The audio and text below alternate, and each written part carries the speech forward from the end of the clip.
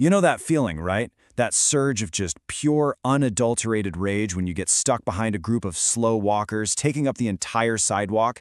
It feels like a universal frustration. But what if I told you it has absolutely nothing to do with you being impatient? Yeah, today we're going to break down what's really happening in that beautiful, complicated brain of yours.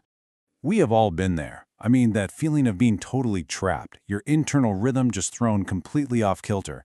It feels so personal, doesn't it? Like it's a direct assault on your mission to get from point A to point B. But what's really going on in your brain during these moments of, let's call it what it is, sidewalk rage? Okay, so here's the big takeaway. The whole point of this. Your need for speed is not some kind of character flaw. You're not rude. It's actually a sign that your nervous system is wired completely differently. And today we're going to explore the 3 key psychological traits that explain exactly why you feel that need for speed. Society just loves to tell fast walkers to, slow down and smell the roses. But honestly, that completely misses the neurological reality of how you process the world. We're about to tear down that stereotype and look at how things like conscientiousness and a need for deep thinking are the real drivers behind your pace. Now, this slide really lays it all out. Look at the contrast here.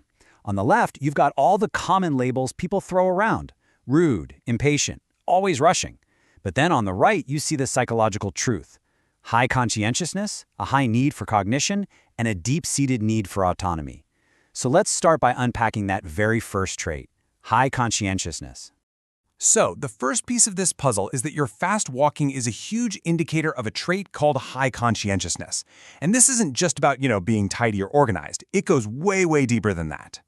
See, psychologists have found that people with this trait don't just like order. They are, literally at a neurological level, hardwired to crave it. It's a fundamental part of their operating system, and it influences everything from how they organize their desk to how they plan their route to the grocery store.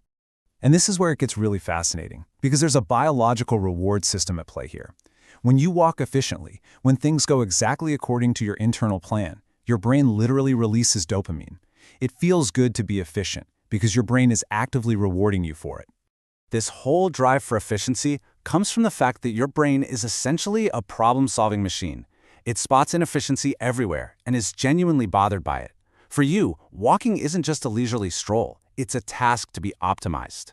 So when you're forced to slow down, it disrupts this natural process, causing what feels like actual neurological friction, like a gear is grinding in your mental machinery. All right, this brings us to our second trait, which explains why your brain is often doing so much more than just walking. It turns out you likely have a high need for cognition. Neuroscientists